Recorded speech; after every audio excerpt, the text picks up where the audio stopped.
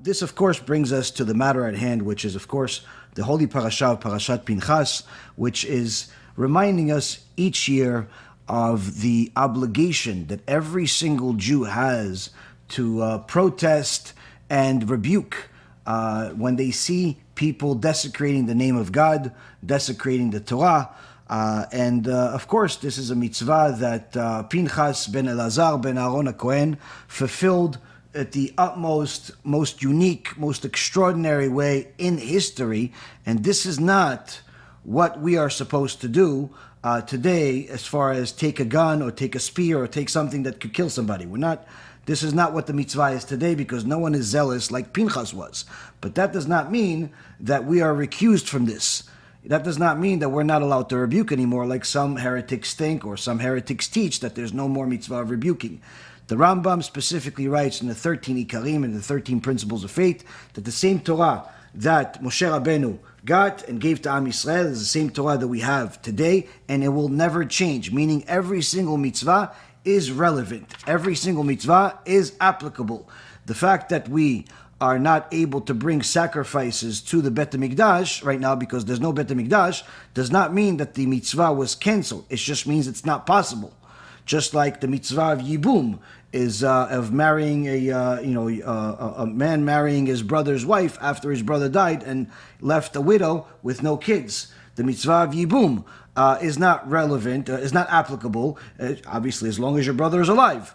But the point being is that people have to understand that all of the mitzvot of the Torah are applicable, are relevant to this generation. Anyone that tells you otherwise is simply falling in the category of heresy, because the Torah doesn't change.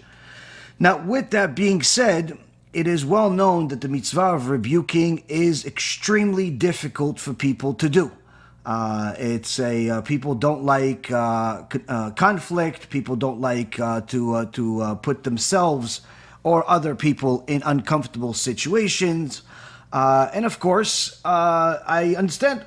I can tell you that being in the position that we're in, and constantly fighting new wars against different heretics and different people that are desecrating God's name, is certainly not making us more popular.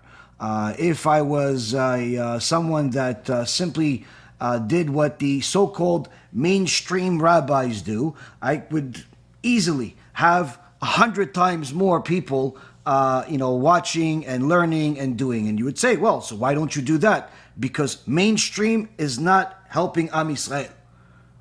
Am Yisrael is in one of the worst possible situations we've ever been in. 80% of Am Yisrael does not even keep Shabbat. You have people that are literally driving to shul on Shabbat, meaning the one time during the week that they have an opportunity to serve Hashem and remove themselves from all of the things that are causing them to go against Hashem, that are helping them go against Hashem. The one time, which is to go to shul on Shabbat, they're violating Shabbat, they're violating the laws of God even more so. And unfortunately, many times with the approval or so-called closing their eye behavior by their rabbis, which, don't tell them anything, pretend like they don't know, even though they make a special parking lot for them, and sometimes even valet. So the mainstream way is not working, and we see it. We see it in reality. You see how there is a idarderut, there's a degradation in our current generation, much more than Am Yisrael has ever seen before. We, if you look at some of the TeShuvot, some of the responses of the Chachamim of previous generations, from a few hundred years ago, from 1,000 years ago, you don't see questions addressing the issues that we deal with today, as far as having entire communities that are not keeping anything, entire communities that are even supporting the enemies in some cases. Secularism was not something that the Rambam had to deal with. Ignorance, yes. Heretics, yes. But not secularism. Secularism is a modern day invention. It's an Israel invention, meaning since Israel, founding of Israel, since the Enlightenment movement that preceded, obviously, the founding of Israel by about over 100 years. All of this secularism is something that started over these last couple of 100 years, but has peaked over the last 50 to 70 years. And unfortunately, it's like a new form of Jew. A new form of Judaism has been created. So much so that you'll have literally such comfort with secularism among some communities that you have secular people driving to the synagogue on Shabbat and they still consider themselves Orthodox Jews. I remember when I had to see this, from a first-hand perspective when I moved to Boca Raton, and I saw how the Boca Raton synagogue, while they do a lot of good things, a lot of things to help the community, a lot of things that get people to learn and so on, even though the heretic at the top is in charge, there's still a lot of good in the community itself. There's still a lot of good people there. But unfortunately, because the heretic is at the top and is constantly looking to appease people and fill up the pockets, what ends up happening is that they have this so-called Orthodox synagogue with a parking lot that's active on Shabbat.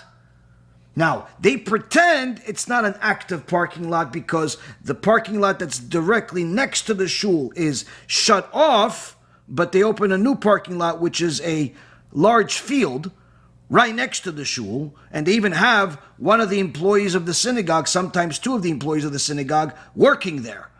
So it's a ridiculous insult to the intelligence of any member that actually cares about Shabbat, even more an insult to Kadosh Baruch Hu. And of course, there has been times where people have approached the synagogue to ask them not to allow this, to ask them even to help them not allow it by simply buying the land, and they won't allow it. Why? Oh, we want to cater to everybody. Now, this mentality of catering to everybody while making them think that they are Orthodox Jews while they're driving to Shabbat is obviously a desecration of the Torah. It's a desecration of a Kadosh Baruch Hu's name, but it's not easy for people to speak out against this stuff. Hence the reason why you see this in many communities, unfortunately, but very few people speak about it. Even more so, there are other issues out there that you see that very few people protest against it. Very few people, I don't mean protest in the street with signs. Protest meaning say something, make a statement, say this is, put your foot down, not allow these things, speak to the rabbi, do all types of things that would get people to at least understand that their ways are wrong. We're seeing a lot more political correctness in the communities to the point where there is a mix of reform within the Orthodox community, and very few people are even able to tell the difference until they look into the details or until they actually learn some Torah.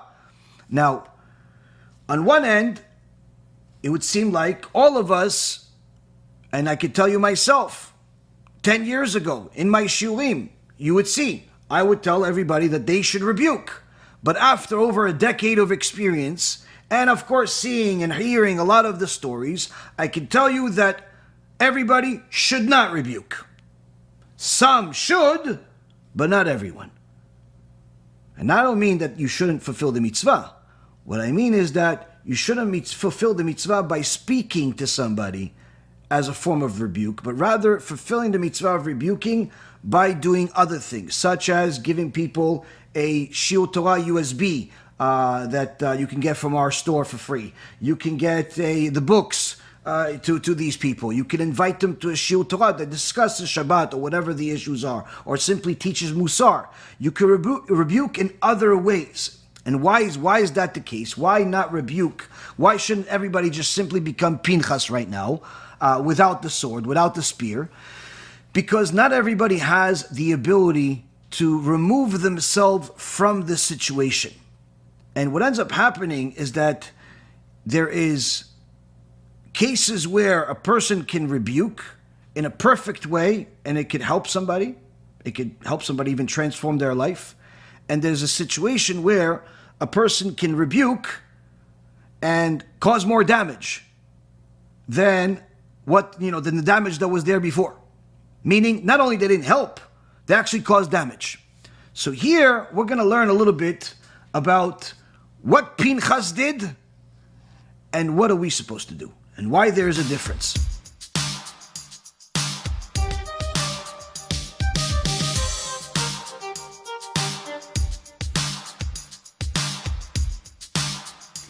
And if silence was not a crime enough, praising the wicked makes it even worse.